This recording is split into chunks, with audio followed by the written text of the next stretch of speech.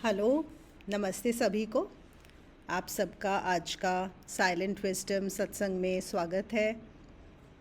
कुछ इस हफ्ते प्रश्न आए हुए थे जो पुराने गीता सेशन से भी हैं, जो पिछली बार गीता सेशन हुआ था उससे पहले भी वैसे भी फ़ोन करके कुछ पूछते हैं। और मुझे लगता है कि शायद ये जो उनके सवाल हैं वो काफ़ी सारे लोगों के लिए उन सवाल हो सकते हैं और उनके जवाब उनको भी उससे कुछ फ़ायदा मिल सकता है। तो मैंने वो भी यहाँ पर डाले हुए हैं। तो कुछ की डिस्कशन मैं ऑलरेडी कर चुकी हूँ। कुछ लोगों के सवाल जो गीता वाले हैं अभी कुछ बाकी हैं जो नहीं दिए हैं, तो आज हम उनकी चर्चा कर लेंगे। और आप लोगों का भी चाहे गीता सेशन जब आप सुनते हैं उससे, क्योंकि जब हम तब सुनते हैं उसको प्रोसेस होने में समय लगता है, उसके बारे में सोचते हैं, फिर कोई सवाल उठते हैं, तो ज़रूर उनको पूछ लीजिए, चाहे ग्रुप में चाहे पर्सनली डाल के। और कभी कभी हमारे सवाल ना सभी के सवाल होते हैं, काफ़ी लोगों के सवाल होते हैं जो फ्रेम नहीं कर पाते, जो ये नहीं देख पाते कि हाँ ये हमारा क्वेश्चन है, लेकिन जब कोई और पूछ लेता है तो उससे दूसरों को भी क्लैरिटी हो जाती है। तो बिल्कुल अपने सवाल ज़रूर पूछिए। तो शुरू करते हैं। पहला जो सवाल था कि please explain how thoughts create emotions, विचार से भावनाएं कैसे पैदा होती हैं।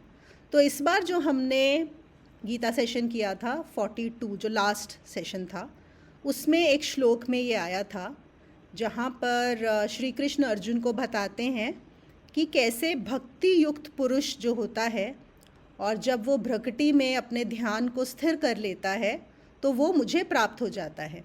तो वहाँ पे दो चीज़ों की बात उन्होंने की थी। एक उन्होंने बोला था भ्रकटी के मध्य में ध्यान को स्थिर कर लेना, मतलब जो हमारा थर्ड आई है, आज्ञा चक्र है, वहाँ पर इस्टेब्लिश हो जाना, अपने पूरे ध्यान को, कंसंट्रेशन को, अटेंशन को वहाँ पे पूरी तरह से।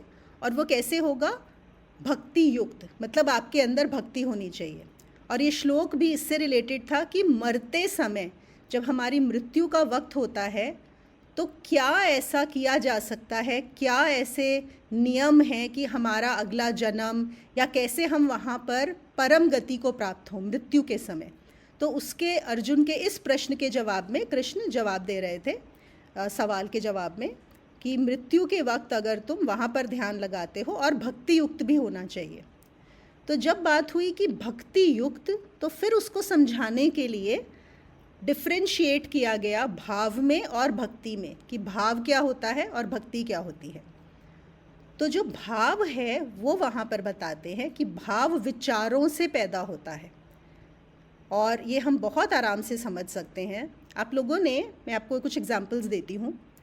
जैसे आप लोगों ने कई मूवीज़ में देखा होगा कि जो विलेन है वो हीरो को मारने जा रहा है, लास्ट मोमेंट, लास्ट सीन चल रहा होता है मूवी का, कि बस अब उसके हाथ में गन है और अभी हीरो मरेगा, और तभी कहीं से कोई आके बताता है, अरे रुक जाओ, ये जो है ये तुम्हारा जो 20 साल पहले बेटा खो गया था वो है।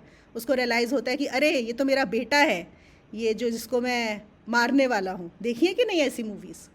तो बड़ा ड्रामेटिक सा सीन होता है और लास्ट मोमेंट पे फिर वो सडनली रुक जाता है और उसकी गन ड्रॉप हो जाती है और उसको होता है अरे बेटा, आँख में आंसू बहने लगते हैं। अभी क्या हुआ? अभी तो उसके ऊपर गन लगाई हुई थी, अभी तो उसको मारने वाला था, और अभी पता लगा कि ये तो मेरा बेटा है जो खो गया था 20 साल पहले कुंभ के मेले में। अभी एकदम प्यार उमड़ आया। तो ये कहाँ से प्यार उमड़ के आया? ये थॉट है ना, ये मेरा बेटा है, ये मेरा दुश्मन है, ये भी एक विचार है, और ये मेरा बेटा है, ये भी एक विचार है। तो विचार से ही भाव बदल गया। जो घृणा का भाव था वो प्रेम में बदल गया, बस एक विचार के कारण। ऐसे ही कभी कभी कोई चीज़ होती है कि हमें पता लगता है ये हमारे गुरु ने कहा है, तो वो हमारे लिए सडनली बड़ा सेक्रेड हो जाता है कि ये मेरे गुरु ने ये चीज़ बोली है।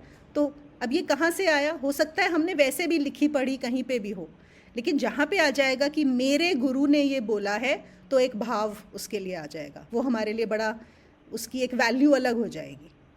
ऐसे ही ये मेरा देश है, ये क्या है? ये भी तो एक विचार है ना। मैं भारतीय हूँ, ये क्या है? ये एक विचार है। और फिर क्या होता है, हम कुछ भी अपनी कंट्री के बारे में सुनते हैं, अगर सुना कि अरे हमारी कंट्री ने दूसरी कंट्री को हरा दिया, तो बड़े खुश हो जाते हैं, खुशी का बड़ा प्राउड फील होता है। वो कहाँ से आ रहा है? इस विचार से कि ये मेरी कंट्री है और मेरी कंट्री ने दूसरी कंट्री को हरा दिया। ऐसे ही हम कभी कोई गाना सुनते हैं, इसका होते हैं ना, अभी 15 अगस्त कल है, देशभक्ति का कोई गाना सुना और फिर वो गाना सुन के हमारे अंदर भाव पैदा हो जाता है, पेट्रियटिज्म राइज हो जाती है। ये कहाँ से आ रहा है? विचार से आ रहा है। तो हमारी जो थॉट्स हैं वो पॉजिटिव और कुछ ना कुछ पॉजिटिव नेगेटिव उनसे एसोसिएटेड रहता है और उसके हिसाब से हमारे इमोशंस क्रिएट हो जाते हैं। एक और आपको एग्जांपल बताती हूँ। इसमें क्या है, जैसे सपोज़ करो कि किसी का कभी खबर मिली, कोई अभी अपने ऑफिस में है, काम कर रहा है, तभी उसको खबर आई। क्या खबर आई? कि अरे आपका घर जल गया, आपके घर में आग लगी है। अब क्या होगा? ये सुना कि मेरे घर में आग लगी है, क्या होगा? इमीडिएटली एक दुख, एक डर, एक परेशानी, ये भाव उठ जाएंगे, नहीं उठ जाएंगे? ये सुनते ही, ये विचार मन में आते ही कि मेरे घर में आग लग गई है, तो ये सब भाव उठ जाएंगे। फिर सपोज़ करो थोड़ी देर में फ़ोन आया, पता लगा नहीं वो आपके घर में नहीं थी, वो तो साथ वाले घर में थी, आपका घर तो एकदम सही है। तो फिर क्या होगा? शांत हो जाएंगे, वही के वही भाव। तो ये सब विचार जो हैं, ये जो हमारे भाव हैं, ये विचारों से ही उठते हैं। The thoughts are giving rise to the emotions. तो जब भक्ति की बात हो रही है, जब कृष्ण भक्ति की बात करते हैं, वो कह रहे हैं कि वहाँ पर भाव की बात नहीं है, वहाँ विचार नहीं होते। जब आप निर्विचार हो जाते हो, जब आपके अंदर कोई विचार नहीं होता, तब भक्ति होती है। तो भाव में और भक्ति में बहुत फ़र्क है। कई बार हम क्या सोचते हैं कि अगर हमारे अंदर बहुत पॉजिटिव इमोशन आ रहा है, कुछ फीलिंग हो रही है, बड़ा प्रेम आ रहा है, बड़ा प्यार आ रहा है, बड़ा कुछ ऐसी फीलिंग आ रही है, तो वो हम बड़े भक्ति में हैं। नहीं, वो भक्ति नहीं होती, वो भाव है। और वो भाव सिर्फ विचार के साथ लगा हुआ है। आज आप किसी को बहुत प्यार करते हो, बड़ा भाव है उसके लिए, अभी पता लग जाए कि उसने आपके साथ ये किया, धोखा दिया, ऐसा किया, वैसा किया, वहीं की वहीं वो भाव समाप्त हो जाएगा, वो भाव बदल जाएगा। तो ऐसे होता है विचारों से भाव का पैदा होना। फिर जो दूसरा सवाल आया था, और ये जो दूसरा सवाल था ये बहुत ही कॉमन है, मतलब ये मुझे बहुत सुनने को मिलता है और अच्छी बात है, इसीलिए मैं इसको आज यहाँ पे लेना भी चाहती हूँ कि if past memories still sometime haunt me then what should I do. कि अगर पिछली यादें, क्या होता है हमारे साथ, सबके साथ कुछ ना कुछ तो हुआ ही होता है ऐसा, जो हमारे मन में उसकी स्मृति छपी हुई होती है कि हाँ ये मेरे साथ ऐसा हुआ था। लेटस से एक्स ने मेरे साथ ऐसा किया था या वाई ने मेरे साथ वो बुरा किया था। और अगर हम उस चीज़ को छोड़ भी देते हैं, आगे मूव भी हो जाते हैं, हमें समझ भी आ जाता है, हम उससे रिश्ता भी तोड़ लेते हैं, लेकिन फिर भी वो चीज़ें बार बार परेशान करती हैं, माइंड में आती रहती हैं। और एक क्या होता है, एक माइंड में जैसे सपोज़ अगर जितना रीसेंट होता है तो वो माइंड में ज़्यादा रिपीट होता है, मतलब हर समय आपके दिमाग में वो घूमती रहती है बात। फिर क्या होता है, जैसे जैसे समय बीतता जाता है तो वो कम होना शुरू हो जाता है। फिर जैसे जैसे आप समझदार होते हो, थोड़े और समझते हो चीज़ों को, वो और कम हो जाता है। लेकिन फिर भी क्या होता है, कभी कभार वंस इन अ वाइल वो चीज़ें आई जाती हैं दिमाग में फिर से और परेशान करती हैं। तो यहाँ पे इनका भी जो सवाल था वो यही था कि अभी भी इतना सब समझने के बाद, क्रिया करने के बाद, समझने के बाद, समझ लिया, फिर भी वो चीज़ें आती हैं और ऐसा लगता है कि जो मैंने सारा ध्यान किया था, मैंने सारी साधना की थी, जैसे सब बेकार हो गई। ऐसा लगता है कि मैं आसमान से ज़मीन पर गिर गई, बिल्कुल ऐसी फीलिंग आती है। तो मुझे क्या करना चाहिए? तो पहली बात हमें सबसे पहले ये समझना है कि हमारा जो मेमोरी का स्ट्रक्चर है, हमारा जो माइंड है, उसमें एक बार जो चीज़ घुस जाती है वो कभी पूरी तरह से हम उसको इरेज़ नहीं कर सकते। वहाँ पे वो सिस्टम नहीं है इरेज़ का। ओके, ये कहीं पे भी नहीं होता। आप सबको पता होगा कि energy is never created, never destroyed. ऐसे ही मेमोरीज़, बस हाँ वो ऐसा हो सकता है कि आपको भूल सकती है, वो बदलती रहती है।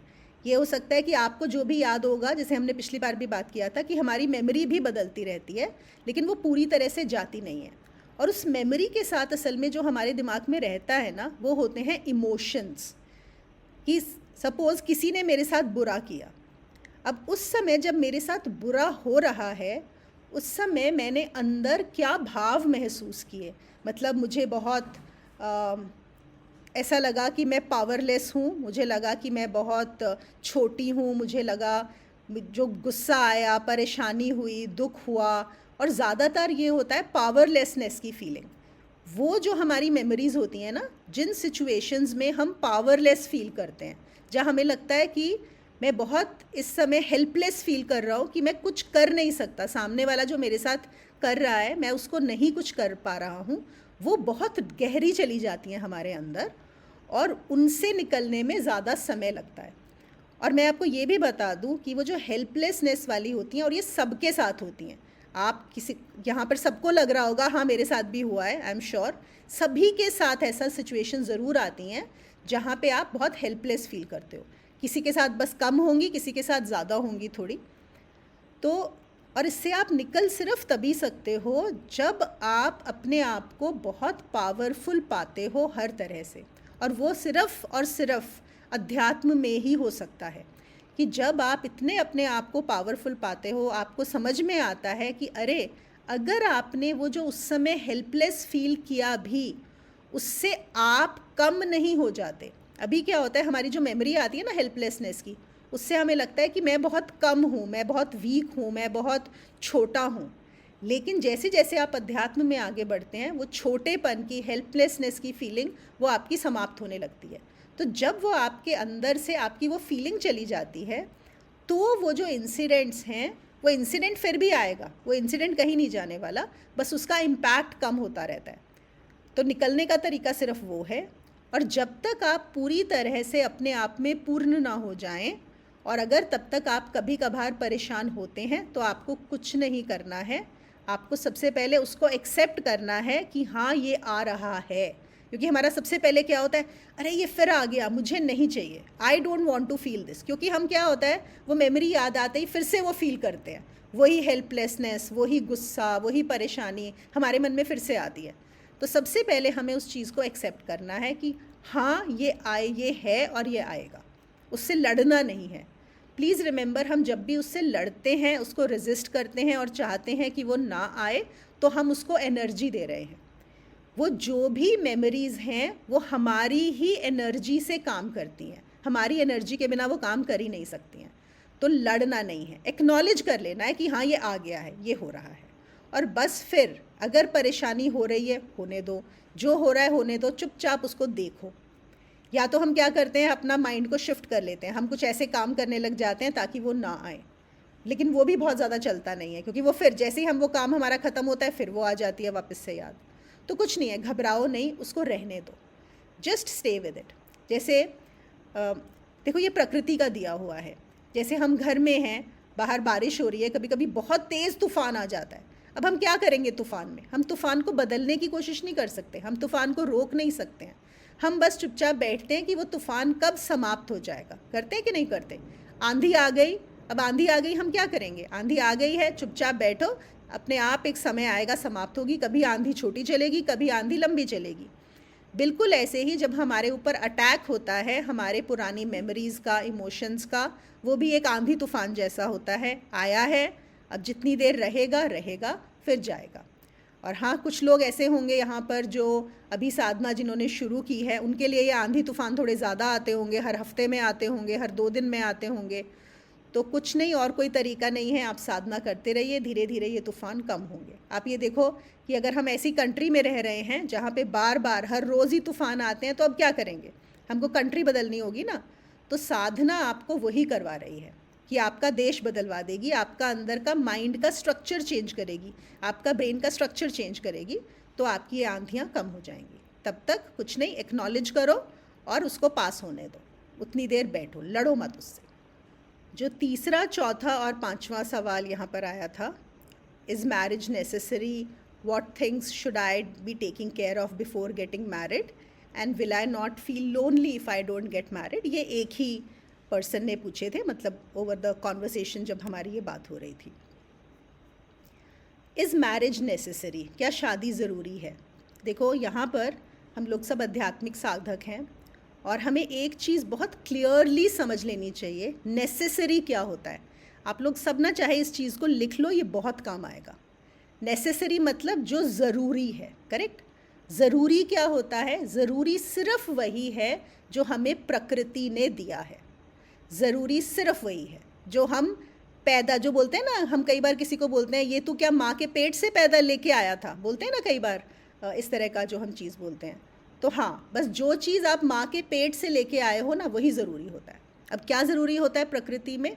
हमारा रक्षण भक्षण प्रजनन, ठीक है। रक्षण भक्षण प्रजनन क्या होता है? हमें खाने पीने को चाहिए इस बॉडी के लिए, हमें इसको खाना चाहिए, पानी चाहिए, हवा चाहिए, ये ज़रूरी है जो भक्षण है। रक्षण क्या है? इसकी सिक्योरिटी करना, इसको सिक्योर करना कि ये सेफ़ रहे। तो हमें एक जगह चाहिए इसको सेफ़ सिक्योर करने के लिए, जो हम बोलते हैं ना रोटी कपड़ा मकान। तो ये हमारा रक्षण भक्षण हो गया। और प्रजनन क्या है? रिप्रोडक्शन। क्योंकि हर जो मनुष्य है वो प्रकृति ने उसको रिप्रोडक्टिव एबिलिटी दी है। क्यों? क्योंकि प्रकृति क्या चाहती है? प्रकृति चाहती है कि उसका ये जो संसार है वो चलता रहे पूरी तरह से हमेशा। और वो हर चीज़ में, चाहे उसने, आपने देखा है ना, एक फल होता है लेकिन एक फल में कितने सारे बीज होते हैं, ये प्रकृति का काम किया हुआ है। और एक पेड़ हुआ आपका, एक बीज से एक पेड़ में कितने सारे फल और हर फल में कितने सारे बीज, कि कहीं तो गिरेगा तो और आते रहे। तो प्रकृति को चाहिए कि रिप्रोडक्शन होते रहना चाहिए, चाहे वो प्लांट लेवल पे है, चाहे वो एनिमल लेवल पे है, चाहे वो ह्यूमन लेवल पे है। तो मनुष्य के लिए भी ऐसा ही है। तो फिर क्या होगा? अगर रिप्रोडक्शन की प्रकृति ने ही आपको दे के भेजी है तो आपकी एक डिज़ायर होगी। क्या डिज़ायर होगी? आपकी खाने पीने की डिज़ायर होगी, आपकी सोने की डिज़ायर होगी, आपकी अपने आप को सिक्योर करने की डिज़ायर होगी और आपकी सेक्सुअल डिज़ायर होगी। तो ये है नेसेसरी, ठीक है। अब क्या आता है कि क्या मैरिज नेसेसरी है? तो क्या मैरिज हमारे इसमें फॉल करती है? इन सब के अंदर नहीं फॉल करती। मैरिज क्या है? मैरिज एक मैन मेड इंस्टीट्यूशन है जो इंसान ने क्यों बनाया है कि ये जो आपकी रिप्रोडक्शन वाली जो प्रकृति ने आपको एक दिए हुई है चीज़, उसको हम कैसे एक दिशा दे दें। वो ऐसा ना हो कि बिल्कुल जंगल रूल टाइप हो जाए। क्योंकि जंगल में क्या होता है? जंगल में तो कोई किसी की शादी नहीं हो रही, कुछ भी हो रहा है, जो भी चल रहा है। तो हम जो अपने आप को सिविलाइज्ड बोलते हैं, तो हम यही बोलते हैं कि जो भी हमें नेचर ने दिया है, हम उन चीज़ों को कैसे ऑर्गेनाइज कर लें, हम उनको कैसे सिस्टमेटाइज कर लें। तो हमें मिल गया एक मैरिज करके एक इंस्टीट्यूशन कि एक लड़का और लड़की एक पर्टिकुलर एज के बाद उनकी शादी कर दी जाए, ताकि उनकी जो रिप्रोडक्टिव एबिलिटी है, उनकी जो सेक्सुअल डिज़ायर्स हैं, उनको अलाइन कर दिया जाए कि भैया तुमको दोनों को एक दूसरे के साथ रहना है और ये करना है। और तुम्हारे जो बच्चे होंगे, एक फैमिली होगी, तो उनके लिए एक आपको एक सेफ सिक्योर घर मिल जाए, ताकि उनको दो लोग, माता पिता मिलके उनको पाल सकें, ठीक है। ये है सिंपल सी चीज़। तो अब क्या है? अब आपको ये देखना है कि क्या आपके लिए मैरिज नेसेसरी है या नहीं है। तो जब फिर से वो जो बात आ जाती है कि मुझे किन चीज़ों का ध्यान रखना चाहिए शादी से पहले, तो अगर हम देखें आज के अभी तक जो चलता आ रहा है, तो एक है शादी करने का रीज़न जो होती हैं आपकी फ़िज़िकल नीड्स, सेक्सुअल नीड्स, कि भैया आपके पास एक पार्टनर है on a regular basis. And वैसे भी it is safe to have one partner rather than have multiple partners. तो एक तो आपका ये रीज़न हो गया। दूसरा रीज़न जो होता है वो होता है सोशल प्रेशर। वो होता है कि आपकी जो फैमिलीज़ हैं वो बोलती हैं कि हाँ, अब आपकी एक पर्टिकुलर एज हो गई है, अब आपको शादी कर लेनी चाहिए, अब आप रहो। ऑल्दो उनका एक फ़िज़िकल नीड्स का एक अलग होता है, उनको ये भी होता है हमारी रिस्पॉन्सिबिलिटी ख़त्म हो अब तुमको। और लोग, फैमिली, सोसाइटी एक लिमिटेड लेवल तक ही सोचते हैं चीज़ों को। बस उनके लिए इतना ही है कि आप सेटल हो गए तो वो समाज में बोल सकते हैं कि हाँ भैया हमारे बच्चे तो सेटल हो गए, उनकी शादी हो गई, ये सब हो गया, अब आप आगे देखो, हमारी रिस्पॉन्सिबिलिटी ख़त्म। ऑल्दो सबको पता है किसी की रिस्पॉन्सिबिलिटी ख़त्म नहीं होती, शादी करके 10 गुना और बढ़ जाती हैं, लेकिन पेरेंट्स को लगता है ऐसा है। तो अब जो है कि क्या मैं शादी, ये हम जिन्होंने भी शादी नहीं की है, जिनका ये सवाल है, उनको ये सोचना बहुत ज़रूरी है कि वो किस लिए शादी करना चाहते हैं। फ़िज़िकल एक रीज़न एक है, फ़िज़िकल डिज़ायर जो आपकी नीड है वो एक अलग है। उसके बाद ये देखना है कि इसके अलावा, क्योंकि जो शादियाँ सिर्फ फ़िज़िकल डिज़ायर पे भी बेस्ड होती हैं कि बस हमें तो सिर्फ एक लड़की को एक लड़का चाहिए और लड़के को एक लड़की चाहिए, वो भी शादी ज़्यादा चलती नहीं है। और आजकल के ज़माने में, पहले तो फिर भी चल जाती होंगी क्योंकि पहले सिर्फ फैमिली सोशल प्रेशर ज़्यादा था, आजकल तो वो भी इतना नहीं हो सकता है। तो वो आपका सिर्फ रीज़न नहीं हो सकता शादी करने के लिए। तो आपको सोचना है कि मुझे क्यों करनी है, मुझे क्या चाहिए, मुझे एक पार्टनर चाहिए, मुझे एक कंपेनियन चाहिए। और फिर ज़्यादातर लोग जो शादी करते हैं और सोच ऐसी ही होती है, वो ये सोचते हैं कि हमें इस शादी से मिलेगा क्या। ये आप सोच के देख लो, जब कि हमको क्या मिलेगा, और इवन जो पेरेंट्स ढूंढ रहे होते हैं अपने बेटा या बेटी के लिए कि हमारी अगर लड़की के लिए देख रहे हैं कि भैया घर अच्छा हो, फैमिली के पास पैसा अच्छा हो, लड़का अच्छा कमाता हो, देखने में अच्छा ठीक ठाक हो, एजुकेटेड हो, और ये तो ज़रूर होता है कि लड़का कमाता है, उसकी इनकम कितनी है, लड़के की इनकम कितनी है या फैमिली की कितनी है, तो क्या देख के लिया जा रहा है? आपका जो रीज़न है वो है फाइनेंशियल उस चीज़ के लिए। ऐसे ही जब लड़की का देखा जाता है तो सुंदर है क्या, देखने में कैसी है, कैसी फैमिली से आ रही है, कल को क्या करेगी, इनका कैसा है, या कई उसमें होता है कि एजुकेटेड है, जॉब कर रही है कि नहीं कर रही है। तो रीज़न्स क्या हैं? अगर आप देखो फोकस किस पे है कि हमें क्या मिल रहा है। लड़की भी ये सोचती है कि लड़का बहुत अच्छा कमाता होगा तो मुझे बहुत ज़्यादा मैं कुछ कर पाऊँगी। लड़का सोचता है लड़की बड़ी सुंदर होगी तो वो मेरे बहुत अच्छा वो रहेगा मेरे लिए। तो अगर यही रीज़न्स हैं तो ये बहुत छोटी सोच है। फिर से मैं बोल रही हूँ, ज़्यादातर लोग ऐसा ही सोचते हैं। हम यहाँ पे एक स्पिरिचुअल लेवल पे बात कर रहे हैं। तो कि ये सोच, मुझे ऐसा लगता है कि जब एक आध्यात्मिक व्यक्ति शादी करता है, अगर करता है, तो उसको ये सोचना चाहिए कि मैं इस रिलेशनशिप में देना क्या चाहता हूँ। फोकस ये नहीं होना चाहिए कि मुझे क्या मिलेगा इस शादी से, मेरी क्या क्या डिमांड्स हैं, मेरा क्या क्या अपूर्ण है, मेरा क्या क्या कम है जो मेरे को मिल जाएगा। बल्कि फोकस ये होना चाहिए कि मुझे क्या देना है, मैं क्या दे सकता हूँ। और अगर हर रिलेशनशिप में हम फोकस देने पे होगा तो वो आपका रिलेशनशिप बहुत अच्छा चलेगा, और वो मैरिज पे भी अप्लाई करता है। आप लोग को ध्यान होगा, शायद ये अब्राहम लिंकन का कोट है, I don't remember, we can check in Google. वो था ना कि don't ask what the country can do for you, ask what you can do for your country. ये मत पूछो कि देश आपके लिए क्या करता है, आप ये देखो कि आप देश के लिए क्या कर सकते हो। और ये चीज़ हम लोग वैसे भी बहुत बोलते हैं ना, अरे इस देश ने हमें क्या दिया, अरे ये यहाँ पे क्या हो रहा, हम ऐसे देश में पैदा हो गए। तो बोलते ये मत पूछो कि देश ने तुम्हें क्या दिया, तुम ये पूछो तुम देश को लिए क्या दे सकते हो। तो बिल्कुल ऐसे रिलेशनशिप में ये मत सोचो कि मुझे क्या मिलेगा, चेंज इट टू मैं क्या दे सकता हूँ, और वो आपका शादी में भी काम आएगा। अगर वो चीज़ अगर आ जाती है, पहले तो समझ में आना चाहिए कि मुझे शादी करनी ही क्यों है, व्हाट इज़ माय रीज़न, हमें पता होना चाहिए इससे पहले, क्योंकि ये बहुत बड़ी एक कमिटमेंट है, एक बहुत बड़ा स्टेप होता है लेना, तो सोच समझ के लेना चाहिए। तो ये मेरे व्यूज़ हैं, आप लोग अपने व्यूज़, अपने क्वेश्चंस रख सकते हैं। आप लोग मुझसे डिसएग्री भी हो सकते हैं, ऐसा नहीं है कि मेरा व्यू है तो बस यही परफेक्ट है, मैं बिल्कुल ऐसा नहीं बोल रही हूँ, मैं सिर्फ अपनी ओपिनियन आप लोगों के साथ शेयर कर रही हूँ। फिर उसने पूछा, will I not feel lonely if I don't get married. एक ये भी बहुत सारे लोगों का रीज़न होता है शादी करने का कि, और लोग बोलते हैं अरे तुम अकेले रह जाओगे, तुम शादी नहीं करोगे, देखो सबके बीवी बच्चे होंगे, बुढ़ापे में तुम्हें कौन सहारा देगा। पहले लोग शादी के लिए ये बात करते हैं, फिर जो लोग बच्चे नहीं करते तब भी ये बोला जाता है कि अरे बच्चे कर लो, तुम बूढ़े हो जाओगे तो तुम्हारा कौन ध्यान रखेगा। ये वैसे पुरानी सोच थी, आजकल के ज़माने में एटलीस्ट मुझे नहीं लगता हमारी जनरेशन और आगे की इन चीज़ों में सोचती है। हम ये एक्सपेक्ट भी नहीं करते कि बच्चे हमारा ध्यान रखेंगे बुढ़ापे में। तो लेकिन उससे भी बड़ी बात जैसे है, एक डर क्या होता है, लोनली होने का, अकेले होने का, कि अगर मैंने शादी नहीं की तो मैं अकेला रह जाऊंगा। लेकिन मेरे ख्याल से, मेरी ओपिनियन में, ये कोई रीज़न नहीं है शादी करने का कि मैं बुढ़ापे में या बाद में अकेला रह जाऊंगा, इसलिए अभी एक ऐसे किसी के साथ रिश्ता बना लूं जहाँ पे शायद और कोई रीज़न नहीं है, जहाँ पे मुझे कुछ देना भी नहीं है, जहाँ मेरा कुछ तालमेल भी नहीं बैठ रहा है, बट जस्ट बिकॉज कि मैं अकेला ना रह जाऊं।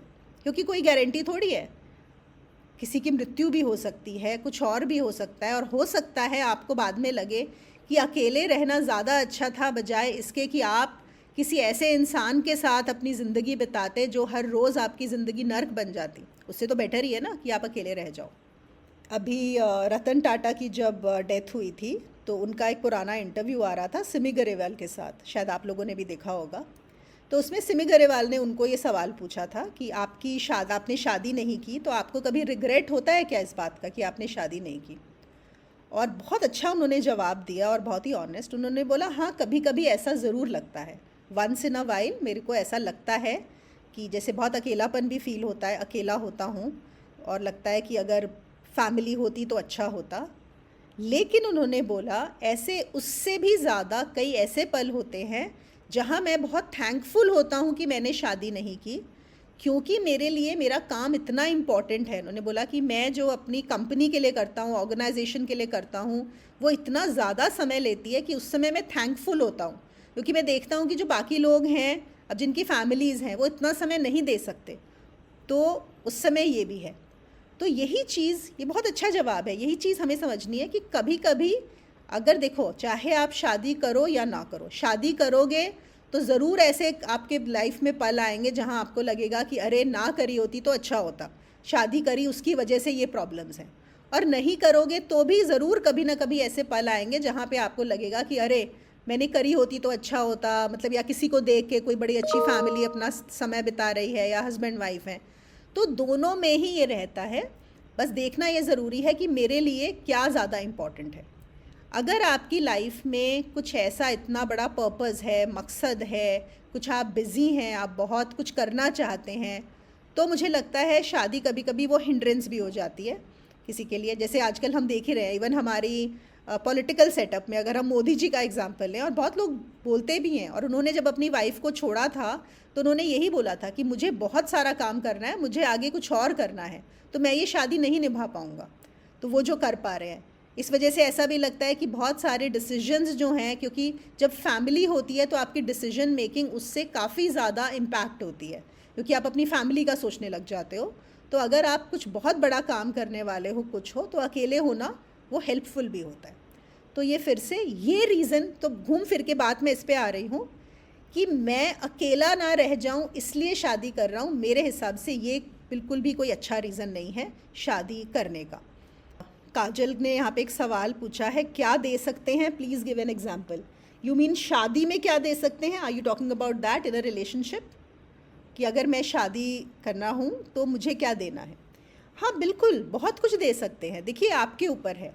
एक रिश्ते में कभी ये लगता है कि हाँ, दूसरे पर्सन को मेरे पास है क्या देने के लिए। क्या मेरे पास अपना समय है, कि मेरे पास बहुत समय रहेगा जो मैं दूसरे इंसान के लिए दे सकता हूँ। मे बी दूसरे पर्सन की कुछ डिज़ायर्स होंगी, उनको पूरी करने के लिए, या दूसरा पर्सन का कोई मकसद है जिसके अंदर मैं हेल्प कर सकता हूँ। बजाय ये फोकस करने के कि वो मुझे समय दे, शायद मैं उल्टा करूँ कि मैं अपना समय उसको दूँ, ताकि उसका जो पर्पस है, उसकी जो इच्छा है वो पूरी हो जाए। आप समय दे सकते हैं। कोई सोच सकता है कि हाँ, मेरे पास इतना जो भी एक रिलेशनशिप में ही नॉलेज है, मैं वो अपने उसके साथ बांट सकता हूँ, मैं किसी को एक कंफर्ट दे सकता हूँ, मैं किसी को एक सिक्योरिटी प्रोवाइड कर सकता हूँ। बहुत सारी, मतलब वो सेम चीज़ नहीं होगी, हर एक के लिए अलग अलग चीज़ होगी। In fact I would say forget about कि जो उनको शादी करनी है, जो शादी हो भी चुकी है, जो आज हम सब लोग हैं, हम सब मैरिड हैं जो भी, तो हम देख सकते हैं कि हम अपने स्पाउस को कैसे सपोर्ट कर सकते हैं। हमारे पास क्या है, बजाय ये फोकस करने के कि तुमने मुझे क्या नहीं दिया, कि क्या हमारे पास, हम कैसे उसको दे सकते हैं। तो वो रिश्ता अपने आप ही अच्छा हो जाएगा अगर फोकस हो लेने की बजाय देने पर ये हम सब के लिए अलग अलग चीज़ें रहेंगी। यहाँ आखिरी सवाल जो मैंने यहाँ पर डाला था कि how is Karma renunciation of being, कि कर्म जो है वो त्याग कैसे है। ये भी हमारा जो आ रहा है गीता सेशन में से आ रहा है। आई थिंक ये हमारा 7th चैप्टर का था, या इसी चैप्टर का था, मैं भूल गई हूँ कौन से वाले चैप्टर में था, शायद 8 इसी वाले चैप्टर में था, कि जहाँ पर हाँ हाँ इसी चैप्टर का 8वें अध्याय का ही है। जब अर्जुन ने कृष्ण को पूछा कि मुझे बताएं ब्रह्म क्या है, अध्यात्म क्या है और कर्म क्या है। हाँ, ये हमारा 8वें अध्याय का पहला श्लोक है, जिसके उत्तर दिए हैं कृष्ण ने दूसरे और तीसरे श्लोक में। और वहाँ पर जो उन्होंने कर्म का मतलब बताया है, वो बताया है कि कर्म होता है स्वयं का त्याग। अब यहाँ पे स्वयं का त्याग का क्या मतलब है, जो है रिनंसिएशन ऑफ बीइंग। देखिए जो है, अब असली बात यहाँ पे फिर से सब आध्यात्मिक साधक हैं समझ सकते हैं कि जो आप हो, अब आप हो में बात इस शरीर और मन की नहीं हो रही, यहाँ पे बात उसकी नहीं हो रही कि आप क्या जानते हो, पर आप जो असलियत में हो। और जब आप कर्म करते हो तो आपको उस होने को छोड़ना पड़ता है। अब ये कैसे होता है? देखो, जहाँ पर भी सबसे पहली बात है कि जहाँ पर भी मुझे लगेगा कि मैं ये कर्म कर रही हूँ, ठीक है ना, अगर सपोज़ मेरे दिमाग में ये आया कि मैं ये कर रही हूँ, लेट अस से मैं किसी की मदद कर रही हूँ, कोई भूखा आया है मेरे घर में और उसको मैं खाना खिला रही हूँ, और मेरे दिमाग में ये आया मैंने भूखे को खाना खिलाया, अब क्या हो गया, और मैंने अच्छा कर्म किया। जहाँ पर मेरे दिमाग में ये बात आ गई कि मैंने ये कर्म किया, तो क्या हुआ, जो मैं हूँ उसका त्याग हो गया। ये विचार आना कि मैंने ये किया है, वो मेरे होने का त्याग है। यहीं पर कृष्ण अर्जुन को ले जाना चाहते हैं और समझाना चाहते हैं कि ये जो कर्म किया तुमने, जो भूखे को खाना खिलाया, ये हो रहा है, ये शरीर और मन कर रहे हैं, तुम करने वाले नहीं हो। कृष्ण अर्जुन को बार बार क्या बोल रहे हैं कि तुमको युद्ध करना है, तुमको वहाँ पे प्रेजेंट होना है, तुमको बस जाके लड़ना है। इनको जो मारना है, इनको मैं पहले ही मार चुका हूँ, जो युद्ध में है मेरा ही खेल है, मैं इनको मार रहा हूँ, मैं कर रहा हूँ, तुमको नहीं कुछ करना है, तुमको सिर्फ अवेलेबल होना है वहाँ पे, बस जाके युद्ध। वही चीज़ यहाँ पर कह रहे हैं।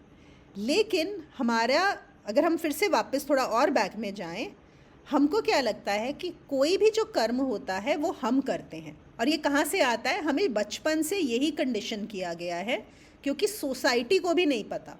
जिन लोगों ने हमें ये चीज़ सिखाई है कि तुम ये चीज़ करते हो, उनको खुद को भी नहीं पता कि वो नहीं कर रहे हैं, तो ये हो रहा है। तो हमें हमेशा, और उसमें क्या होता है, जब भी ये विचार आ जाता है कि मैं करता हूँ, वहाँ पर बीइंग, जो तुम हो, होना समाप्त हो जाता है, होने से करना हो जाता है। अब इस चीज़ को बुद्धि द्वारा इतना ही समझाया जा सकता है, ये असल में बात सिर्फ फिर से अनुभव की है, कि अनुभव में वो जब वो चीज़ आती है, अब जैसे चलो इस समय आप सबकी दिल की धड़कन भी चल रही है ना, आप लोग सब सेशन में हो, मतलब दिल की धड़कन चल रही है। सांस में तो हम फिर भी सोच लेते हैं कि सांस मैं ले रहा हूँ, क्योंकि हम कभी भी प्राणायाम भी करते हैं तो अपनी सांस को मैनिपुलेट भी करते हैं। लेकिन इस समय आपकी दिल की धड़कन भी चल रही है, आपके खाना भी डाइजेस्ट हो रहा है, सारे के सारे काम हो रहे हैं, तो हमें ये तो नहीं लग रहा ना कि मैं कर रहा हूँ, वो अपने आप हो रहा है। ऐसे ही सब कुछ हो रहा है अपने आप, लेकिन जैसे ही विचार आ जाता है कि मैं करने वाला हूँ, वहीं पर बीइंग का त्याग हो जाता है, आपके होने का त्याग हो जाता है, और कर्तापन शुरू हो जाता है। और जैसे ही कर्तापन शुरू हो जाता है, वो है डूअरशिप, और वो है बंधन का कारण। कर्तापन ही सारे बंधनों का कारण है। देखो, कर्म बंधन का कारण नहीं है, इस चीज़ को याद रखो। कर्म तो होंगे ही, आपको जो कर्म आपका चल रहा है, आपकी जो दिल की धड़कन भी चल रही है, आपका खाना डाइजेस्ट हो रहा है, क्या ये आपका बंधन है? क्या अभी आपको दिमाग में आता है कि ये अच्छा कर्म हुआ, ये बुरा कर्म हुआ, ये हार्ट मेरा धीरे धीरे चल रहा है तो अच्छा कर्म है, तेज़ तेज़ चल रहा है तो बुरा कर्म है, या मेरी सांस कैसे चल रही है, अच्छा कर्म है, बुरा कर्म है? लेकिन हम जो बाहर जो भी कुछ कार्य करते हैं, हमारे दिमाग में हमारा माइंड उनको लेबल करता रहता है। कुछ न्यूट्रल होते हैं, कुछ ये मैंने बहुत अच्छा किया, ये मैंने बुरा किया। तो वो यहाँ पर उसी बात को बता रहे हैं कि तुम्हारे मन में ये विचार जो आ जाता है, चाहे वो बहुत क्लियर हो, चाहे वो सूक्ष्म हो, वो तुम्हें कर्ता बना देता है। और जैसे ही तुम कर्ता भाव में आते हो, तुम बंधन में आ जाते हो, और क्योंकि तुम बंधन में आ जाते हो, इसीलिए जो तुम हो उसका त्याग हो जाता है। यहाँ पर हमें कर्तापन और कर्म और कर्ता में फ़र्क को समझना होगा। इवन जब हम निष्काम कर्म की बात करते हैं, जो कि हमारी गीता में बार बार ये चीज़ बताई जाती है, तो निष्काम कर्म भी हम सोच कर नहीं कर सकते कि मैं सोच कर कैसे करूं। अगर मैं सोच रही हूं नहीं मैं अभी ना ये सेशन ले रही हूं और ये मेरा ना निष्काम कर्म है, अगर मैं ये सोच रही हूं तो वो रहा ही नहीं निष्काम कर्म। निष्काम कर्म का मतलब है ऐसा कर्म कि आपका कर्म हुआ गया, समाप्त हो गया, आपको पता भी नहीं, आपके दिमाग में वो कुछ अपना रेजिड्यू छोड़ के नहीं गया, बस वो क्लियर हो गया। और वो चीज़, वो जो है कर्तापन का भाव, हम सोच कर नहीं छोड़ सकते। निष्काम कर्म हम सोच कर नहीं छोड़ सकते, भक्ति में हम सोच कर नहीं जा सकते। ये सब विचारों से रिलेटेड है। जहाँ पर एक बार वो निर्विचार वाली स्थिति आ गई, वहाँ पर अपने आप ये समझ में आ जाता है, अपने आप वो होता है, होना होना होता है, और वहाँ पे ये सब चीज़ें इकट्ठी आ जाती हैं। निष्काम कर्म भी आ जाता है और भक्ति भी आ जाती है और कर्तापन भी गिर जाता है। इसीलिए बार बार क्या हम बोलते हैं इन चीज़ों पे मत जाओ, इनके ऊपर सोचो मत। ये आपको इसलिए बताई जा रही हैं, आपको इंस्पायर करने के लिए, आपको ये समझाने के लिए कि हाँ ऐसी स्थिति होती है, लेकिन वो स्थिति आपको अपने अंदर लानी है। और वो स्थिति कैसे लानी होगी, उसके लिए साधना लगेगी। आप देखो, अगर आप इंजीनियर बने, आप डॉक्टर बने, चाहे आपने कॉमर्स ग्रेजुएशन करी, पढ़ाई करी, लैंग्वेज सीखी, क्या किया, कुछ करना पड़ा ना, एफर्ट डालना पड़ा ना, तभी तो कर पाए ना। बिना आप लैंग्वेज सीखे, पढ़ाई किए, ये चीज़ें समझ पाते जो मैं अभी बोल भी रही हूँ, क्या आप समझ पाते? नहीं समझ पाते ना। सपोज़ अगर मैं अभी चाइनीज़ में सत्संग देने लगूँ तो आपको समझ नहीं आएगा। क्यों? क्योंकि चाइनीज़ लैंग्वेज आपने नहीं सीखी है। तो अगर आपको चाइनीज़ में मेरे लेक्चर को समझना है तो आपको चाइनीज़ सीखनी पड़ेगी। बिल्कुल ऐसे ही जो कृष्ण ज्ञान दे रहे हैं हमारे लिए, वो अभी चाइनीज़ लैंग्वेज जैसा है। और हम यहाँ पे बोल रहे हैं आप साधना करो ताकि आप वो लैंग्वेज सीख जाओ। और एक बार आपने वो लैंग्वेज सीख ली तो फिर आपको अपने आप जो कृष्ण बोल रहे हैं समझ में आने लगेगा। काजल ने लिखा है मैं का भाव छोड़ना होगा। देखो फिर से वही बात काजल जो मैंने अभी बोला, आप छोड़ नहीं सकते, वो छूटेगा अपने आप। आप सोच के नहीं छोड़ना है।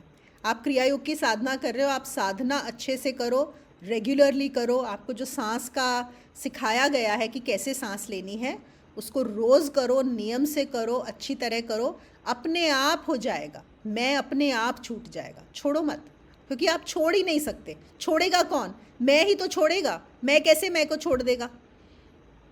छोड़ ही नहीं सकता। पूजा ने पूछा है व्हाट आर फोबियाज। फोबियाज जो हैं ये एक साइकोलॉजिकल टर्म है। जब भी कोई फियर, जब भी कोई डर इतना ज़्यादा बढ़ जाता है कि हम अपने जो काम हैं वो सामान्य तरीके से नहीं कर पाते, मतलब it creates so many obstacles and problems for us in living our regular life, then it becomes a phobia. तो हम ऐसा बोल सकते हैं कि डिग्री ऑफ फियर जब इतना ज़्यादा बढ़ जाता है, देखो डिग्रीज में होता है, फियर सब में होता है, और फियर भी हमें प्रकृति ने दिया है और वो बहुत ज़रूरी भी है हमारे लिए, क्योंकि फियर से हम अपने आप को जो है प्रोटेक्ट कर सकते हैं। जैसे अंधेरे से अगर मुझे डर लगता है तो वो अच्छी बात है, इसलिए ताकि मैं अंधेरे में जाऊं तो हो सकता है वहाँ पे कोई ऐसी चीज़ पड़ी हो, कोई ऐसा जानवर हो, कुछ हो जहाँ मैं अपने इस शरीर को हर्ट कर लूँ, इसीलिए हमको अंधेरे से डर लगता है। तो ये फियर्स ज़रूरी होते हैं, लेकिन वो फियर जब ऐसा हो जाए कि वो आपके लिए हर समय दिमाग में घूमता रहे, वो फियर ही, जब वो ऐसा कोई ऑब्जेक्ट नहीं है, अंधेरा नहीं है, लेकिन फिर भी मुझे डर हो रहा है, मुझे डर लग रहा है अंधेरे के बारे में सोच सोच के, सूरज निकला हुआ है लेकिन मैं बैठी हुई हूँ और मुझे अंधेरे से डर लग रहा है, तो वो हो गया फोबिया। कोई कुछ कीड़े नहीं हैं लेकिन मुझे किसी कीड़े से इतना डर लग रहा है, या मैं छिपकली के बारे में सोच के डरे जा रही हूँ जबकि छिपकली नहीं है आसपास कहीं पे भी, लेकिन मुझे डर लग रहा है छिपकली के बारे में सोच के, तो वो हो गया फोबिया। ज़्यादातर एक फ़ोबिया होता है जो हम बात करते हैं लोगों को कि ये डर रहता है कि कोई हमें मारने वाला है, कोई जैसे हमारे पीछे पड़ा हुआ है। कुछ लोग होते हैं वो अपना कमरा बंद करके रहेंगे, हमेशा डरे रहेंगे, उनको लगता है बस कोई आने वाला है जो मारेगा। तो ये जो है थोड़े एक्सट्रीम केसेस ऑफ फियर्स होते हैं। Pooja is asking, so can we say marriage is the best when two parties are friends? I would agree with that, although again this is my opinion. I think any relationship, not only marriage, the best relationship when two people are friends. And what does being a friend mean? It means, to me, a friend means one, you can be yourself. कि आप जो हो, आप अपने दोस्त के साथ वैसे ही हो सकते हो, आपको बदलने की ज़रूरत नहीं है, आपको कुछ और होने की ज़रूरत नहीं है, आपको कुछ हाइड करने की ज़रूरत नहीं है, छुपाने की ज़रूरत नहीं है। आप अपने दोस्त के साथ जैसे भी हो बिल्कुल वैसे ही उसके साथ रह सकते हो। तो ये जो चीज़ है, और दूसरा कि आप अपना सब कुछ शेयर कर सकते हो। एक तो है दिखाने का, कि एक होता है हमें बाहर किसी को दिखाना पड़ता है, किसी को कि हम क्या दिखा रहे हैं, और दूसरा एक ये होता है कि मेरे अंदर जो बातें हैं, मेरी जो प्रॉब्लम्स हैं, मैं खुल के उसके साथ शेयर कर सकता हूँ। तो बिल्कुल it really helps. And I think even forget about husband and wife, अगर आप मदर एंड चाइल्ड भी हो, अगर आप पेरेंट एंड चाइल्ड हो, अगर आप सिस्टर ब्रदर हो, 2 ब्रदर्स हो, 2 सिस्टर्स हो, तो उस रिलेशनशिप से उठ के बेटर होता है एक फ्रेंडशिप का रिलेशनशिप। आप खुद भी देख लो, अगर आपका रिलेशन किसी के साथ भी बहुत अच्छा है, चाहे वो आपका पेरेंट है, चाहे भाई बहन है, चाहे कोई और है, अगर अच्छा है तो वहाँ पे फ्रेंडशिप होगी। फ्रेंडशिप का मतलब यही कि आप जो हो वो हो सकते हो, और आप जो अपनी चीज़ें शेयर कर सकते हो, अपनी बातें बता सकते हो दूसरे को। इसीलिए मुझे ये लगता है कि जो गुरु और डिसाइपल का रिलेशनशिप होता है, गुरु शिष्य में भी फ्रेंडशिप का रिलेशनशिप सबसे अच्छा होता है। तो या तो ये हो सकता है कि फ्रेंड आपका गुरु हो जाए, या आपका गुरु हो तो उसको फ्रेंड बना लो। Either way, that is the best relationship. That is again my opinion. Seema is writing, friends also become enemies. Yes, friends become enemies when you have very high expectations of them. वो तब बन जाते हैं जब आप एक I would say थोड़ा एक इमेच्योरिटी भी वहाँ पे आती है, जब आप अपने आप को नहीं जानते, जब आप एक फ्रेंडशिप को भी एक तरह से आप उसको यूज़ कर रहे हो किसी चीज़ के लिए, और आपकी बहुत ज़्यादा एक्सपेक्टेशंस हैं, तब क्या होता है कि वो फ्रेंडशिप में एनिमीज़ के बीच भी होते हैं, कि आपको सब कुछ पता होता है, और आप दूसरे ने अगर छोटा सा भी काम आपका नहीं किया, या छोटी सी भी बात इतनी हर्ट कर जाती है कि वो बहुत ज़्यादा परेशान कर देती है। इसलिए हाँ, फ्रेंड्स जो हैं वो कभी कभी एनिमीज़ बन जाते हैं। स्वाति ने लिखा है, it is subjective. I agree Swati, I agree with Swati, it is subjective. So everybody has to see that you know what works best for them. Seema is writing, relationship is adjustment. हाँ बिल्कुल, कुछ एडजस्टमेंट तो करना ही होता है हर रिलेशनशिप में, क्योंकि कोई भी 2 लोग सेम नहीं होते। अरे आप 2 लोगों को छोड़ दो, आप खुद को लो और आप सोच के देखो कि आप ही जो हो, अगर आपके 2 पार्ट्स बना दिए जाएं, आप और आपका लेटस से एक ट्विन जो आप ही हो, आपको 2 हिस्सों में टेक्नोलॉजी ऐसी आ गई कि अरे आप अपने साथ भी नहीं रह पाओगे। क्यों? क्योंकि आपके ही विचार, भावनाएं, माइंड बदलता ही रहता है। कल आप कुछ सोच रहे होते हो, आज आप कुछ सोच रहे होते हो, तो आप अपने साथ ही नहीं रह सकते, आपको अपने साथ भी एडजस्टमेंट करना पड़ता है, तो दूसरों के साथ तो करना ही पड़ेगा, बिल्कुल करना पड़ेगा। पता लगा कल मुझे किसी पे बड़ा गुस्सा आ रहा था, मैंने उसको 4 बातें सुना दी, बोल दिया। आज कुछ हो गया, या पता लगा कि उसने तो कुछ मेरे लिए बड़ा अच्छा किया, तो आज बड़ा प्यार आ रहा है। अभी कल 4 बातें सुनाई थी, आज प्यार आ रहा है, तो अब एडजस्ट करना पड़ेगा फिर से, है कि नहीं? अपने माइंड में भी एडजस्टमेंट चलेगा। और उल्टा भी हो जाता है, कल किसी के लिए बड़ा अच्छा किया, कुछ दे दिया, कर दिया, आज पता लगा रहे उसने मेरे लिए ये किया था, ऐसा किया था, आज गुस्सा आने लग गया। अब आजकल का मतलब एग्जैक्टली कल और आज नहीं है, मतलब पास्ट में और उसमें, तो प्रॉब्लम्स होती हैं बिल्कुल। Swati is saying, if you don't enjoy your company, then you are in bad company. I totally agree. So first thing is, very well said Swati, first thing is you have to build a relationship with yourself. सबसे पहले अपने साथ रिश्ता बनाओ, सबसे ज़रूरी। You have to enjoy your company. अगर आप अपने साथ, अपनी बदलती हुई भावनाओं के साथ, बदलते हुए विचारों के साथ आप कौन हो ये समझ जाते हो, अपने साथ रिश्ता बन गया, तो फिर क्या होगा? फिर दूसरों के साथ आपके रिश्ते अच्छे ही होंगे। और जब तक आपका अपने साथ रिश्ता अच्छा नहीं है, तब तक दूसरों के साथ गड़बड़ाते ही रहेंगे, ऐसा ही होता है। तो बिल्कुल, ये तो हमारा स्पिरिचुअलिटी का पहला नियम है कि first take care of yourself, first love yourself, first know yourself before going out and building a relationship with another person.